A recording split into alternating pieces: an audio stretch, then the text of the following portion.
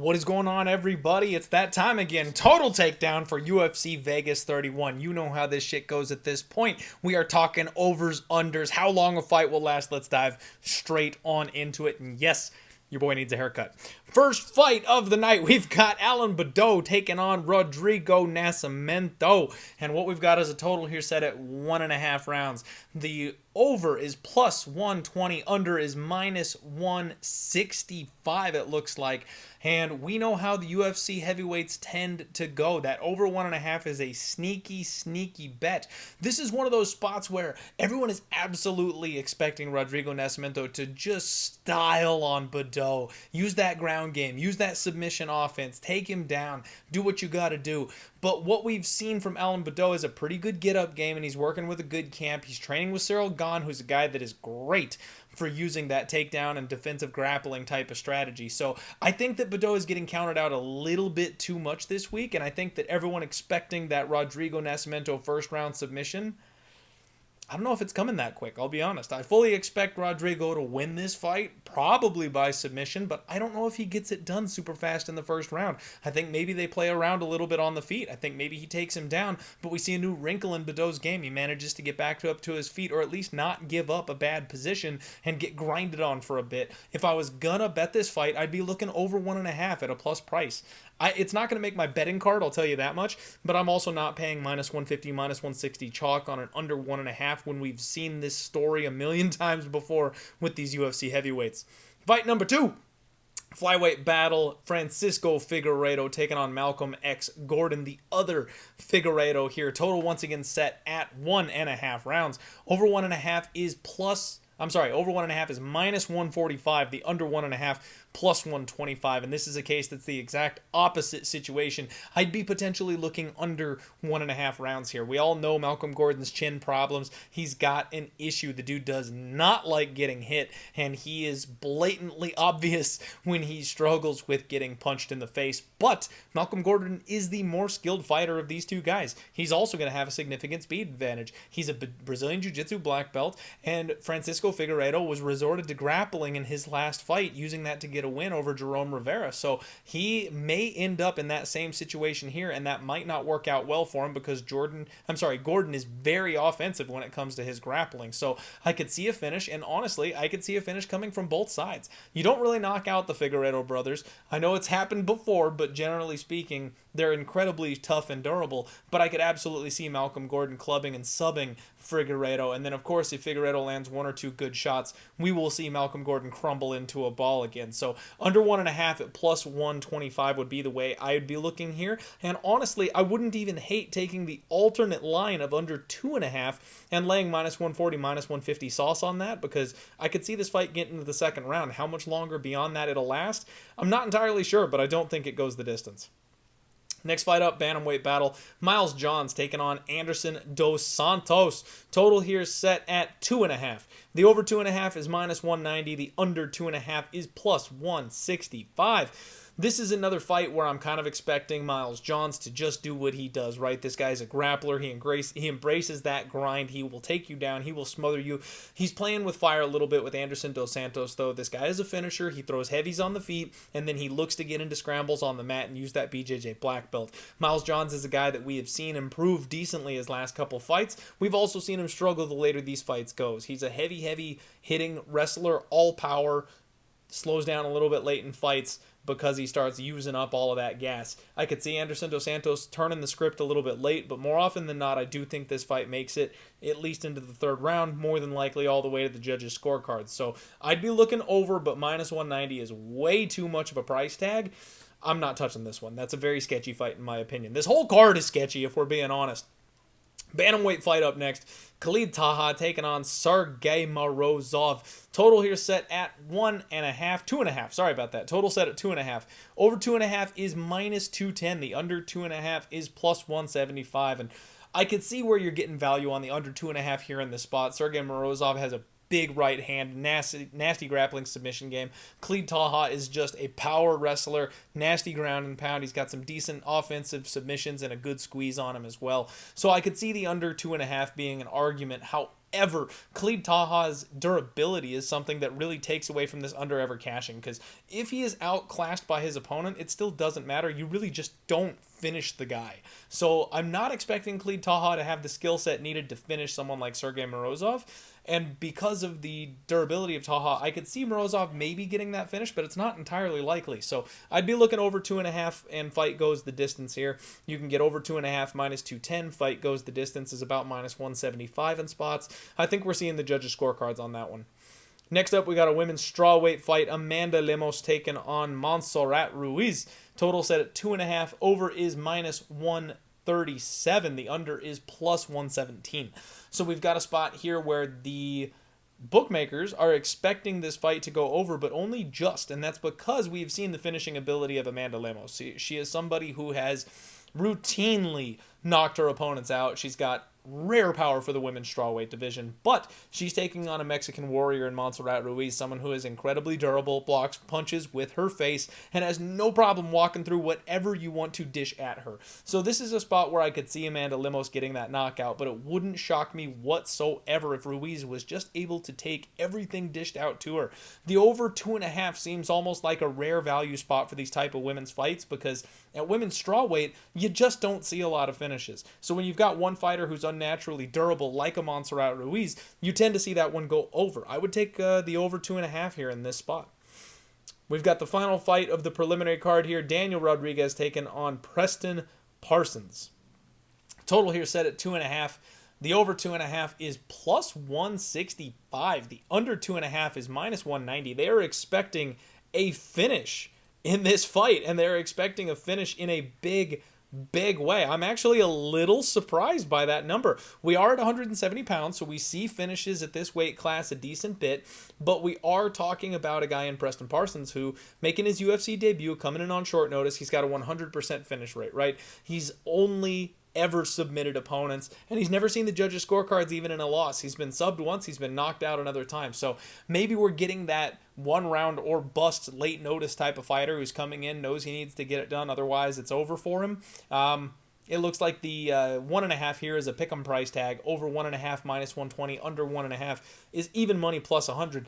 Daniel Rodriguez is no stranger to decisions, folks. I would be very, very tempted to take that over 1.5 at minus 120, because even if Preston Parsons is somebody who is sub or bust, man, I mean, if Daniel Rodriguez is able to make him stay standing with him, then he maybe doesn't last that long. I'm not sure what to feel about this fight. I don't have a good feel on Daniel Rodriguez. I've been on the wrong side of him routinely, and Preston Parsons is a newcomer in the UFC, someone I'm not overly familiar with either. So I'm gonna side with caution here, and I will say over 1.5 rounds for this one, but I'm definitely not betting this fight because I'm not comfortable with either side, and I don't like any of the odds on the lines. Featherweight fight here for the main card, kicking off Gabriel Mowgli Benítez taking on Billy Quarantillo. And we've got a total here set at 2.5. Over 2.5 minus 170. Under 2.5 is plus 150. And I don't know what to do with this one, folks. This entire card is so sketchy from top to bottom that you're going to hear a lot of that from me. I would say over because of the durability of Billy Q, but Gabriel Benítez is a guy with a serious kicking game. He's got some nasty power. He can absolutely finish anybody here. And then Billy Q is a guy that breaks his opponents with pace. So if he comes out and he forces the grappling, I can absolutely see Gabriel Benítez gassing out and slowing down the deeper this fight goes. I can see an early finish Benítez, a late finish Quarantillo, and both guys are capable of winning by decision, but both guys are absolutely capable of both finishing and being finished. So I think there's some value on the under 2.5 at plus 150. But again, a very, very dice rolly type of situation where you're not quite sure what you're cheering for, but I think the under is more the right answer than the over is. Next fight up, we have got Rodolfo Vieira, the black belt hunter himself, taking on Dustin Stolzfus. We've got a total set at 2.5. The over 2.5 is plus 165. The under 2.5 is minus 190. They're absolutely expecting a finish here. Rodolfo Vieira is a guy with a 100% finish rate. Another fighter who's never seen the judges' scorecards, so they fully expect this guy to be submission or bust. That's what we've seen from him time and time again, and it's hard to argue with that. He's so good on the ground that people simply cannot handle the offense that he has, and the one time someone's been able to stuff his ground game, his offensive wrestling, he had no gas, and he paid for it because he wasn't able to keep up the pace with his opponent, got knocked out, or club and subbed actually. Fluffy Hernandez managed to clip him on the feet, lay him down, and then choke him out. Dustin Stolzfus on the other side of this thing, he isn't a stranger to decisions. He's gone to decisions 7 times over the course of his career. He's won 5 of them, and he's only lost 2 of them. His only losses have been by decision. He's a black belt himself, so defensively solid, but he's taking on the black belt Hunter. So don't expect that to stop Vieira if he gets in a bad position on the mat. I'm a little tempted by this over. I'm kind of tempted to be contrarian here and go over. Rodolfo Vieira talked about how he got a little overexcited for the finish in his last fight, and that's been something he's known about. That's been something he's worked on, and he's been really working on his cardio. So I kind of expect to see a more paced, a more measured Rodolfo Vieira. And Dustin Stolzfus is a guy who has a very, very slow plodding style on the feet. So he doesn't have the gas tank. He doesn't have the energy to push like someone like Fluffy did in the last fight. So I'm not sure he will ever gas out someone like Rodolfo Vieira. And when they get into grappling exchanges, I believe if you go muscle for muscle, Vieira is going to win this 9 times out of 10 because Dustin Stolzfus has the same style grappling. He doesn't have a finesse grappling game. He doesn't have a technique-oriented style takedown game. He uses power to muscle his opponents to the floor as well. In fact, you can see him on Dana White Tuesday Night Contender Series going for that full body slam where he dislocated the arm of his opponent when he shook him to the floor.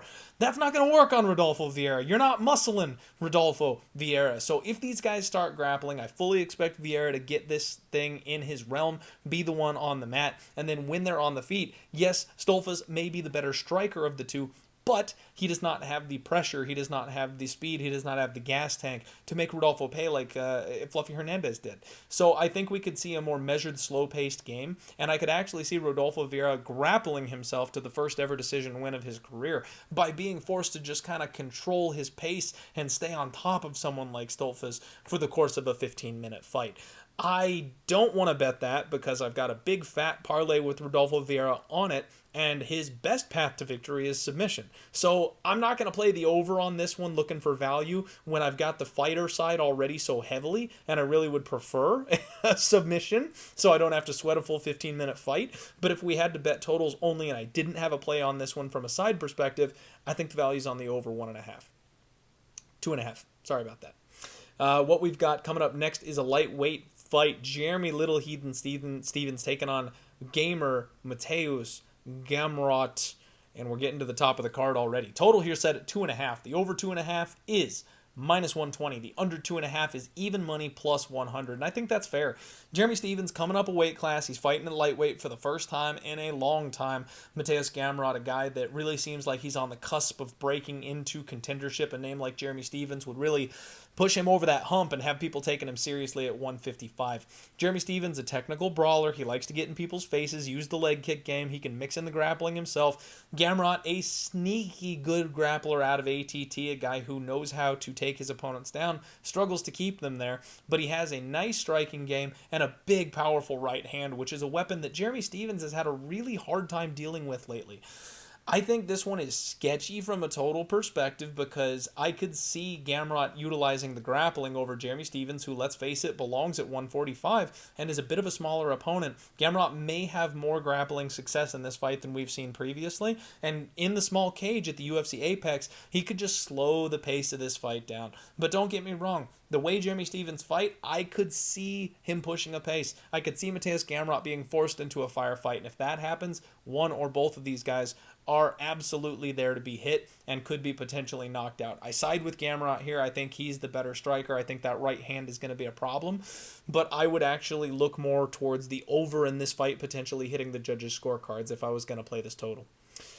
Bantamweight fight for the co-main event, women's bantamweight fight, the return of Miesha Cupcake Tate. Total here set at 2.5. Over is minus 280. Under is plus 240. And I don't know what the heck to do with this one, because Marion Reneau, even though she's got a retirement fight, even though she's 1 foot in the grave right now looking to get out of the game, she's been far more active. She's fought a decent level of competition. She's always tough. You can't finish this chick. Miesha Tate, solid grappling, bad striking, coming off a 5-year layoff, making her re-entry into the sport at 34 years old. We're not really sure what we're going to get from Miesha Tate. She's in incredible shape, and I think that she's going to be forced to grapple with Marion Reneau, and I don't think that Miesha Tate is going to be much of a threat for a finish unless she gets some kind of dominant position on the ground and just basically pounds Marion Reneau into oblivion, or gets the back and sinks in like a rear naked choke after the ground and pound, that kind of a situation. Marion Reneau, though, she hurts her opponents. Her boxing is good. Her hands are heavy. She manages to clip people from time to time. So maybe there's a little bit of value on this under. If Miesha Tate is not someone who is... if she's just not ready, you know what I mean? Like, there's a lot being built up around her right now, but we have so many questions around whether or not she's ready to actually come back and compete at this level. Marion Reneau will show her the door. Marion Reneau will have no problem getting her out of there if she's not on point. On the flip side of this thing, I could see Miesha Tate coming back and just being a monster. I could see her coming back and being just levels above where she was when she left, because she was burnt out, she was tired, she was ready to start a family, start a different chapter of her life. Now she's coming back and she's hungry, she's talking about title aspirations. We don't know how much we can believe that right now, but if she is in fact in that place, she could absolutely destroy Reneau, because she's got a 9-year youth advantage in this spot, and we could see her just blow the brakes off of her. So I've kind of talked myself into maybe an under here.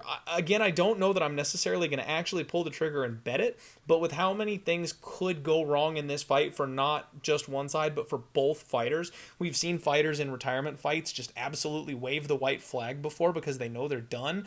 There's a chance both these women could finish. Plus 240 on the under 2.5 suddenly has me a little interested for the co-main event there. Main event matchup. We've got Islam Makhachev taking on Thiago Moisés. Total set at 4.5. Over 4.5 is minus 140. Under 4.5 is plus 120. And this fight is so confusing to me. Islam Makhachev, high-level grappler, looking to follow in the steps of Khabib. Takes people down, smothers them for 15 minutes, but he's never been to the championship rounds before. Thiago Moisés has been to the championship rounds before on the regional scene, not in the UFC. And even though he's on a 3-fight win streak, a couple of his wins have been questionable. But this kid is a finisher. He's fully capable of taking out anybody you put him in there with if you give him the opportunity. So the question for me is, can Islam Makhachev grapple for 25 straight minutes? Because if he can, this thing's going all 25. He's going to win a decision, and he's just going to put Moisés on his back on repeat. But if Islam Makhachev slips even just a little bit, we saw Thiago Moisés take an absolute beating from Michael Johnson, and then he flipped the script and subbed him the very second round. Now, Islam Makhachev is not a guy that you just flip the script on. It's going to be much harder for him to pull that off. But Moisés is well-rounded. He's a Brazilian Jiu-Jitsu black belt. He's got good boxing. He's got heavy hands. If they get into round 4 and round 5, Moisés feels comfortable. Moisés has been there before. And if Islam has any type of an adrenaline dump, or if his cardio's just not on point, if he's just not Khabib, there's a chance that he slows down in those later rounds and Moisés finds a home for a big shot, or manages to snap off a limb that Islam Makhachev left out just a second too long. So there's a chance this thing gets deep but not quite over. I would lean towards the under 4.5 at plus 120.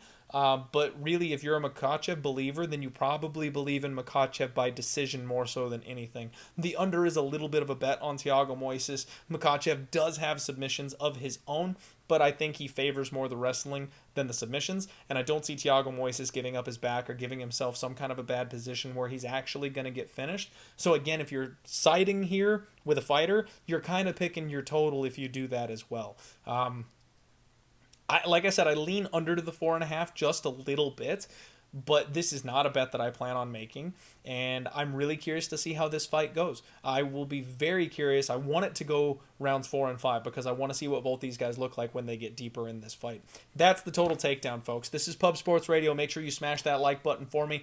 Make sure you share this video out and subscribe here to Pub Sports Radio if you haven't already. Give me a follow at DieHardMMA Pod on Twitter. And if you have not yet, check out the shop at pubsportsradio.com and get you a Die Hard MMA t-shirt. Good luck on all your degenerate action. We'll see you tomorrow for that post-weigh-in recap. Let's roll.